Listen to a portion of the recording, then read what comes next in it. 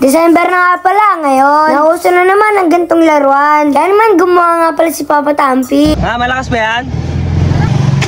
Ang lakas ah!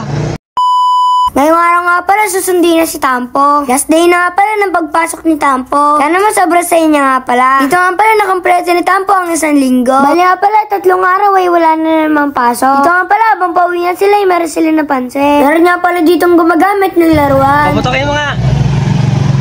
Ang lakas ah! Ang lakas nun ah guys ah! Ang lakas nun! Paborito nga pala yun ni Tampo. Kaya naman tinawag niya nga pala si Papa Tampi. Kaya naman ang ulit nga pala si Tampo kay Papa Tampi. Dito nga pala na-choice si Papa Tampi kung hindi gumawa. Dito nga pala nagpunta sila sa Pure Mart. Dahil nga pala meron silang bibili. Dito nga pala ito ang gagamitin nilang materyales. Kumuha na nga pala si Tampo ng 1 balot ng Yakult. Pagkatapos nga pala bumili din siya ng Moby. Dito nga pala nagbayad na sila. Itignan nga pala ni Tampo kung nandun ang kanyang binili. Kaya naman sobrang saya nga pala nung nakita niya. Dito nga pala kompleto na yung materyales. Kaya naman uwi na sila. Nagdagdag nga pala si Papa Tampi ng yelo. Pagkatapos nga pala ako na yung sinundo. Dito nga pala binilitaan ako ni Papa Tampi. Igagawa nga pala siya ng ganon. Dito nga pala inubos na namin yung Yakult. Inalok nga pala ako ni Papa Tampi, subalit tayo ko. Dahil nga pala hindi ako mahilig sa Yakult. So yun mga katampi, gagawa na nga pala tayo ng nauusong laruan mga katampi. Ito, ubos na nga pala yung mga Yakult.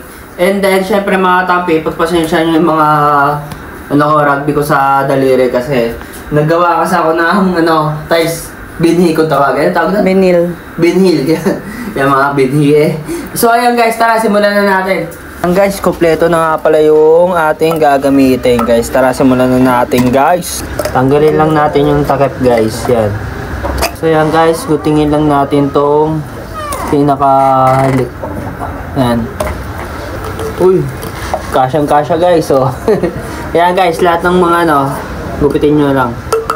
Yan guys, ayan, natapos na natin yung ating pinagdugtong na Yakult guys. Ang sunod naman natin, lalagyan natin ng tape para mas malalo siyang matibay guys. Mukha namang pantay na, okay na yan guys. Ayan o.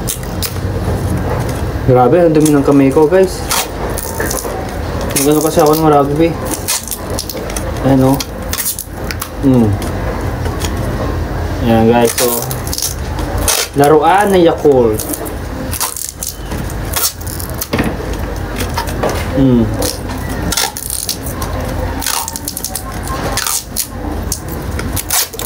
Guys, papainitan lang natin to guys. Tara, let's go. Perfect, perfect. Teka lang.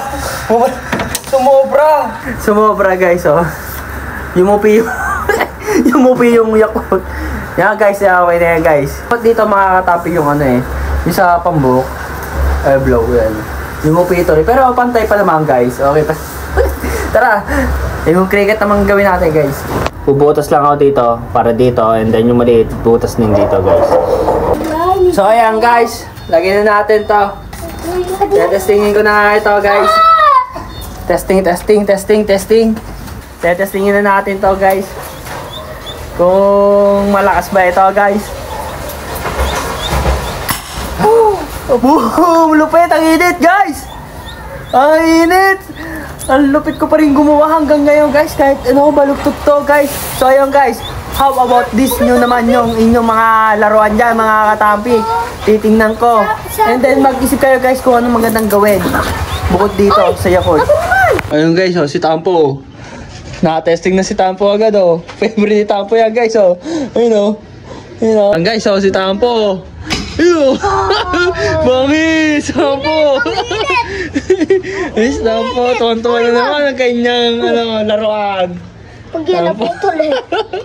Tuwan-tuwa na naman si Tampo dito guys. Favorite ng laruan yan guys Ayan guys, tuwan-tuwa na naman ng batang ito. So ayan diba? Tapon pa. Ayan. So hanggang dito na lang ang aming istorya mga katampi.